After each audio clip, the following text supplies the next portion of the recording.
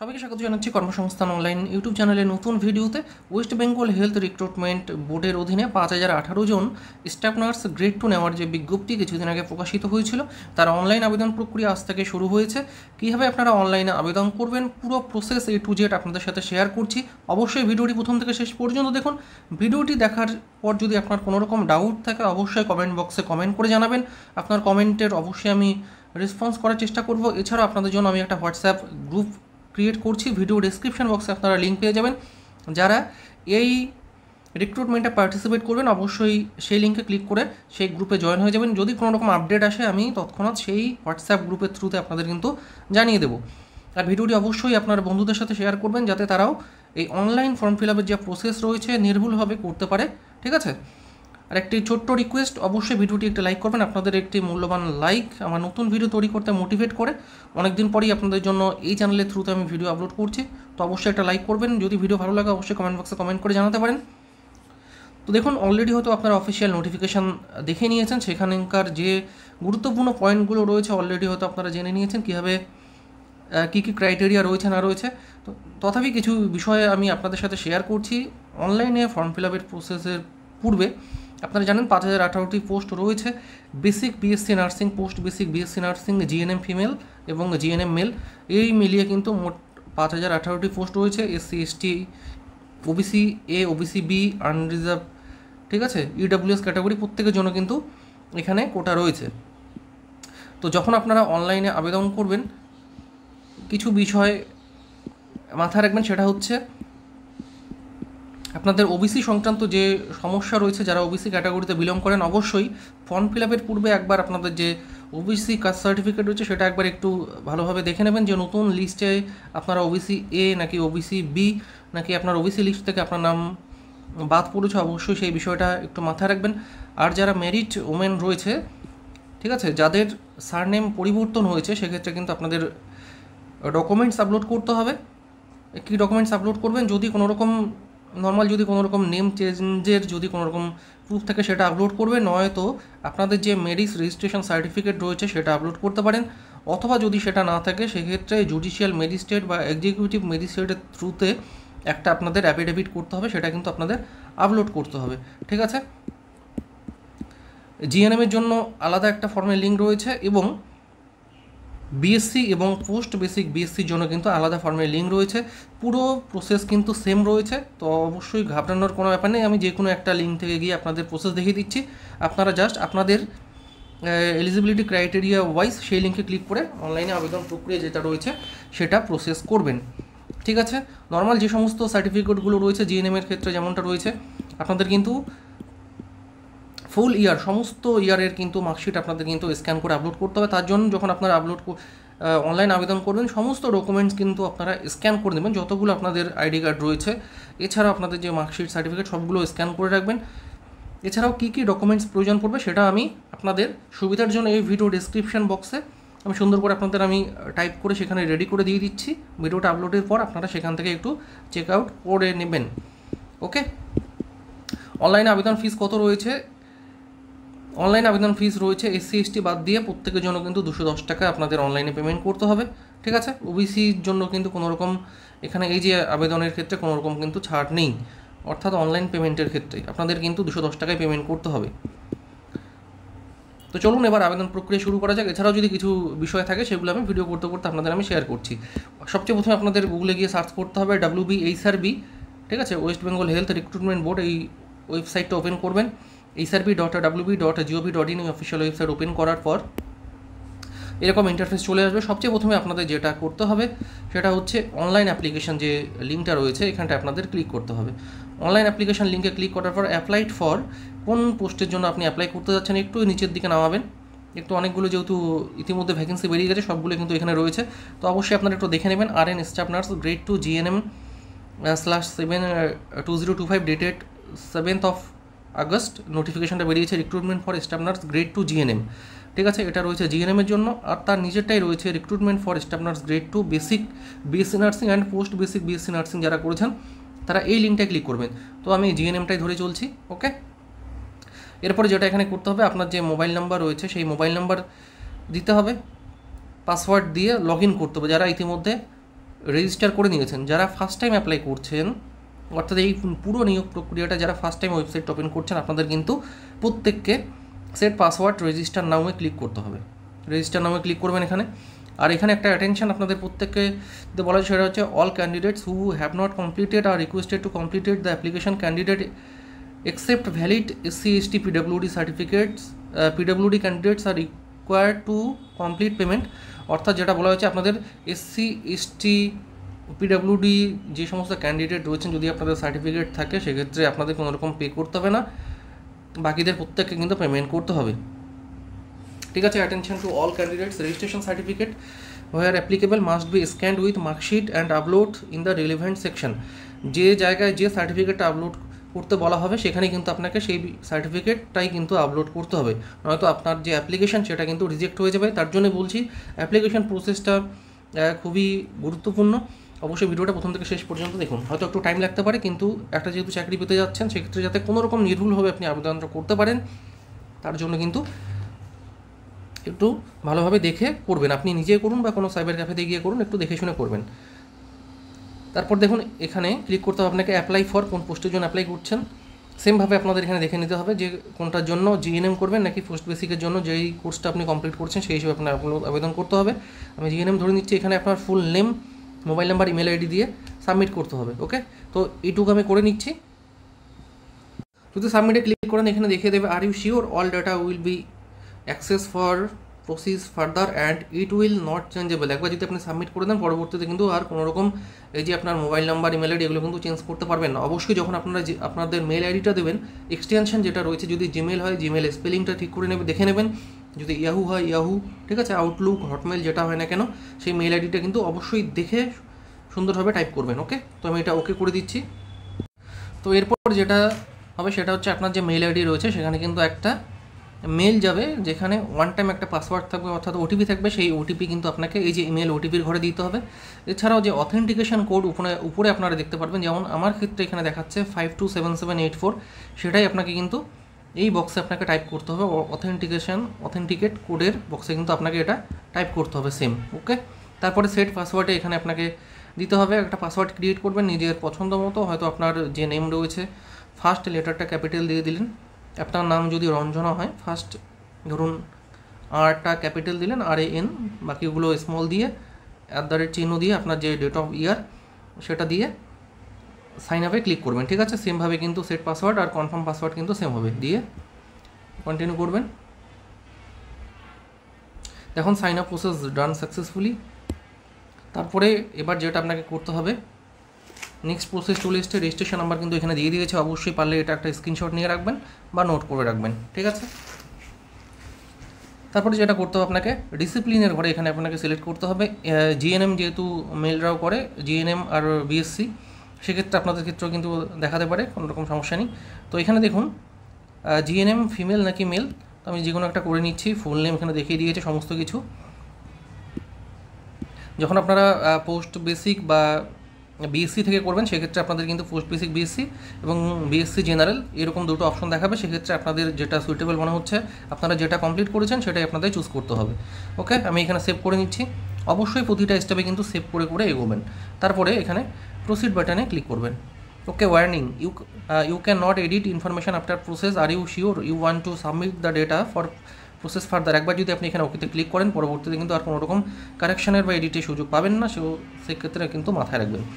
তো এরপরে দেখুন চলে এসছে, যেগুলো আপনাকে ফিল করতে হবে, আপনাকে আপনার যে বাবার নাম রয়েছে সেটা এই ঘরে ফিল আপ করতে হবে, মাদার্স নেম, জেন্ডার, এগুলো আমি করে নিচ্ছি। সবগুলো আমি একটা টেস্ট হিসাবে করছি। ঠিক আছে, এটা ডেমো জাস্ট আপনাদের আমি একটা দেখাচ্ছি। জেন্ডার এখানে চুজ করবেন, ম্যারিটাল স্ট্যাটাস, যারা সিঙ্গেল রয়েছেন সিঙ্গেল চুজ করবেন, ম্যারিড করলে ম্যারিডে চুজ করবেন, যারা উইডো রয়েছেন, ডিভোর্সি, সেপারেটেড রয়েছেন, আপনাদের মতো আপনারা কিন্তু চুজ করে নেবেন। ওকে, প্রেজেন্ট অ্যাড্রেস, কোথায় থাকেন সেই হিসেবে আপনার যে অ্যাড্রেস রয়েছে সেটা চুজ করে নেবেন, ওয়েস্ট বেঙ্গল। তারপরে এখানে ডিস্ট্রিক্ট আপনার কি রয়েছে, ডিস্ট্রিক্ট চুজ করবেন। যেগুলো সামনে আসছে আমি সেগুলো চুজ করে দিচ্ছি যাতে ভিডিওটা একটু কম টাইম লাগে। আর অবশ্যই রিকোয়েস্ট, ভিডিওটিতে অবশ্যই একটা লাইক করবেন। তারপরে আপনার মিউনিসিপ্যালিটি এরিয়া নাকি ব্লক এরিয়া সেটা চুজ করবেন। মিউনিসিপ্যালিটি হলে মিউনিসিপ্যালিটি এখানকার আপনার ড্রপডাউন মেনু থেকে আপনার যে মিউনিসিপ্যালিটি লিস্ট রয়েছে সেটা চলে আসবে। ব্লক করলে ব্লকের আপনার লিস্ট রয়েছে, যে ব্লকে আপনি থাকেন, যে ব্লকের আন্ডারে পড়েন সেটা আপনার চলে আসবে। ওকে, পুলিশ স্টেশন কী রয়েছে, পুলিশ স্টেশন এখান থেকে চুজ করবেন, ওয়ার্ড বা জিপির নাম সেটা এখানে এসে করবেন। তারপরে রয়েছে আপনার ভিলেজ, পাড়া, হাউস নাম্বার, যেটা রয়েছে প্রতিটা কলামের জন্য কিন্তু আলাদা আলাদা এখানে জায়গা রয়েছে, তার জন্য কিন্তু কোনো রকম চাপ নেবেন না। এখানে প্রথমে আপনার যদি হাউস নাম্বার থাকে হাউস নাম্বার দিয়ে একটা কমা দিয়ে দিলেন, তারপরে যদি আপনার পাড়া বা গ্রামের নাম যদি থাকে অবশ্যই রয়েছে, বা ওয়ার্ড নাম্বার সেটা আপনি এখানে বসাবেন। পোস্ট অফিস কী রয়েছে সেটা বসাবেন। ওকে, XYZ ভিলেজের নাম, ঠিক আছে, জাস্ট একটা দিয়ে দিচ্ছি আমি। পোস্ট অফিস কী রয়েছে সেটা আপনি এখানে দিয়ে দেবেন এখান থেকে। পিনকোড কী রয়েছে, পিনকোড 6 ডিজিটের পিনকোড দিয়ে দিলেন। এরপরে এখানে আপনাকে যেটা করতে হবে, আপনার যে ফটো, সিগনেচার এবং অ্যাড্রেস প্রুফ ডকুমেন্টস সেটা আপনাকে এইগুলো আপলোড করতে হবে। কি ফটো আপলোড করবেন, অবশ্যই ফটোটা আপলোড করবেন একটা সুইটেবল ফরম্যাটে, যার সাইজ হতে হবে আপনাকে 2 MBর মধ্যে, জেপিজি, PNG বা JPEG ফরম্যাটে, এবং সিগনেচার আপলোড করতে হবে সেটাও 2 MB মধ্যে। অ্যাড্রেস প্রুফ হিসাবে আপনি আধার কার্ড, ভোটার কার্ড এগুলো আপলোড করতে পারেন, ঠিক আছে। তো আমি এগুলো আপলোড করে দিচ্ছি। তো আমি এখানে আপলোড করে দিয়ে দিয়েছি, ঠিক আছে। অবশ্যই যে ফটোটা আপলোড করবেন অবশ্যই ফটো কোয়ালিটি যেন একটু ভালো হয় সেটা দেখে নেবেন, ঠিক আছে। তো তারপরে পরবর্তী স্টেপ এখানে দেখে দিয়েছে, দেখুন কীরকম আমি একটা আপলোড করেছি, এরকম চেষ্টা করবেন। জাস্ট আমি একটা দেখানোর জন্য আমি হোয়াইট ব্যাকগ্রাউন্ড দিয়েছি। যদি কোনো কিছু আপডেটের প্রয়োজন পড়ে অবশ্যই ডেসক্রিপশন বক্স এবং কমেন্টটা চেক করবেন, ঠিক আছে। তারপরে আপনার সিগনেচার যেটা রয়েছে সেটা কিন্তু অবশ্যই টানা হাতে সিগনেচার করবেন, এছাড়াও ডকুমেন্টস রয়েছে সবগুলো ঠিক আছে মোটামুটি। তারপরে আমি এখানে প্রসিড বাটনে ক্লিক করে দিয়েছি, ডেটা আপডেশন সাকসেসফুলি কমপ্লিটেড দেখিয়ে দিয়েছে।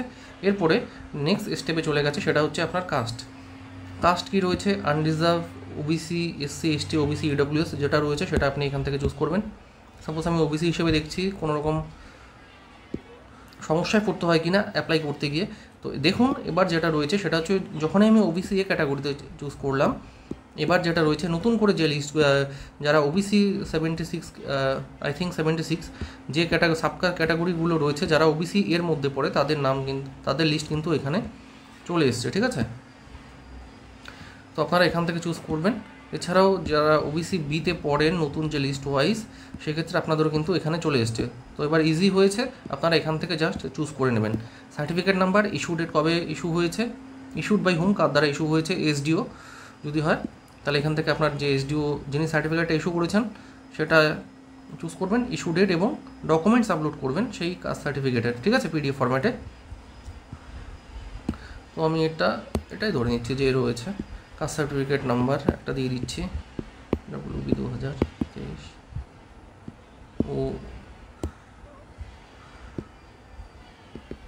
OBC 1 2 3 4 5 6 হয়ে যাবে আই থিঙ্ক নেবে।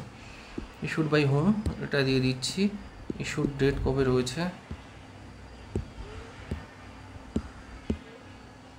এই ডেটটাই দিয়ে দিচ্ছি। ডকুমেন্টস আপলোড করে দিচ্ছি, PWD ক্যান্ডিডেটস নো। যারা হ্যান্ডিক্যাপ রয়েছেন তারা এগুলো কিন্তু ইয়েস করবেন, ঠিক আছে, যারা নন এখানে নই রেখে দেবেন। তো ডেটা সেভ সাকসেসফুলি হয়ে গেছে। এরপরে প্রসিড দেখি কী দেখাচ্ছে, প্রসিডে ক্লিক করে দিচ্ছি আমি। তারপরে নেক্সট যেটা রয়েছে আপনার এসেনশিয়াল যে কোয়ালিফিকেশানগুলো রয়েছে সেগুলো আপনাকে ভরতে হবে। ফার্স্ট যে এক্সামিনেশন রয়েছে সেটা হচ্ছে higher secondary examination or it's equivalent, যারা উচ্চ মাধ্যমিকের যে আপনার রয়েছে কোন বোর্ড থেকে আপনি পাস করেছেন সেটা আপনাকে এখানে বসাতে হবে। যারা ওয়েস্ট বেঙ্গলের বোর্ড থেকে করেছেন WBCHSE, West Bengal council of higher secondary education হলে এরকম বসাতে পারেন বা পুরোটাই লিখতে পারেন। যারা CBSE বা ICSE থেকে করেছেন আপনারা সেই অনুপাতে কিন্তু বসাবেন। State West Bengal, marks of 10। এক্ষেত্রে আরেকটা বিষয় বলি, যারা উচ্চ মাধ্যমিকে যাদের অপশনাল বা ইলেকটিভ সাবজেক্ট ছিল আপনাদের কিন্তু সেই সাবজেক্টের নাম্বারও কিন্তু বসাতে হবে। সেক্ষেত্রে আপনাদের মার্কস অফ 10 5টার জায়গায় কিন্তু সেই 6টা সাবজেক্টের নাম্বার কিন্তু বসবে। সেক্ষেত্রে আপনাদের পরীক্ষা যদি 600 নম্বরের মধ্যে হয় ওই ইলেকটিভ সাবজেক্ট বা অপশনাল সাবজেক্টটা সহ, সেক্ষেত্রে আপনাকে কিন্তু 600ই বসাতে হবে, ঠিক আছে। মার্কস অফ 10 ঘরে সেই নাম্বারটা সহ যোগ করে কিন্তু আপনাকে বসাতে হবে। যাদের কোনো ইলেকটিভ বা অপশনাল সাবজেক্ট ছিল না সেক্ষেত্রে আপনাদের যতর মধ্যে পরীক্ষা হয়েছে যদি 500 হয় তো 500ই বসাবেন, ঠিক আছে।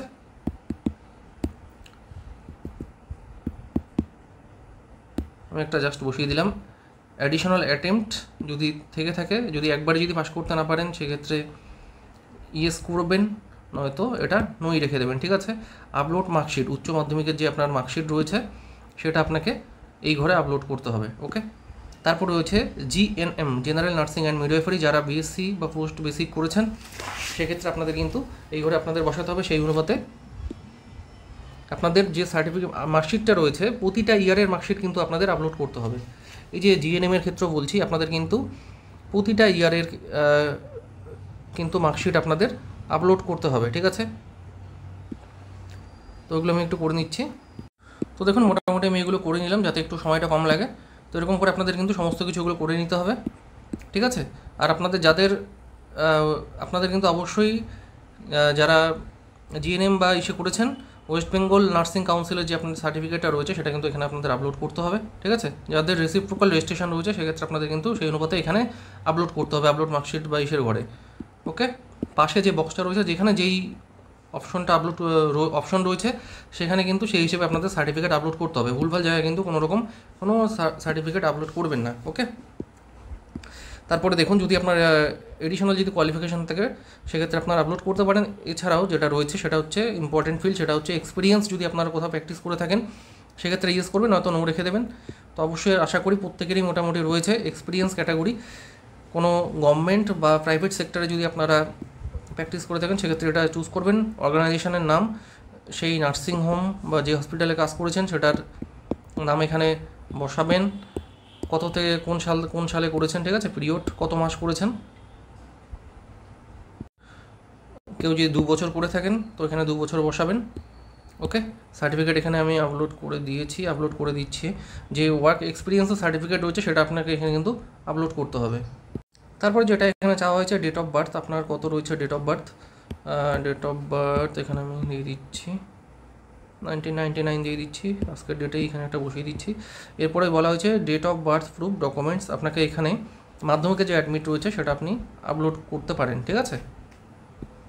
মোটামুটি সমস্ত কিছু আমি করে নিয়েছি, এগুলো হয়ে গেছে। এরপরে যেটা আমাকে করতে হবে, সাবমিট বাটনে ক্লিক করতে হবে।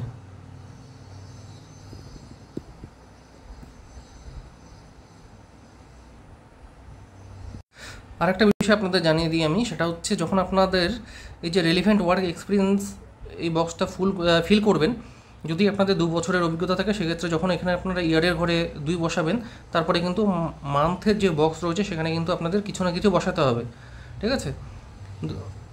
তো সেক্ষেত্রে আপনারা কিন্তু মান্থের বক্সে 0 বসিয়ে দিতে পারেন, কোনো রকম সমস্যা নেই, ঠিক আছে।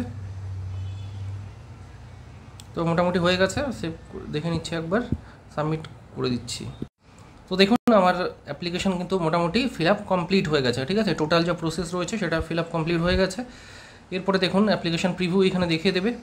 সমস্ত কিছু যে ডেটাগুলো রয়েছে একবার ভালোভাবে চেক করে নেবেন, নেম, অ্যাড্রেস যা কিছু রয়েছে, সার্টিফিকেটগুলো ঠিকঠাক আপলোড করেছেন কিনা সমস্ত কিছু এখানে দেখে নেবেন। অ্যাড্রেস, মার্কশিটের ঘরে এগুলো দেখে নেবেন, ঠিক আছে। রেলিভেন্ট ওয়ার্ক এক্সপিরিয়েন্স সার্টিফিকেট দেখে নেবেন। যদি কোনো কিছু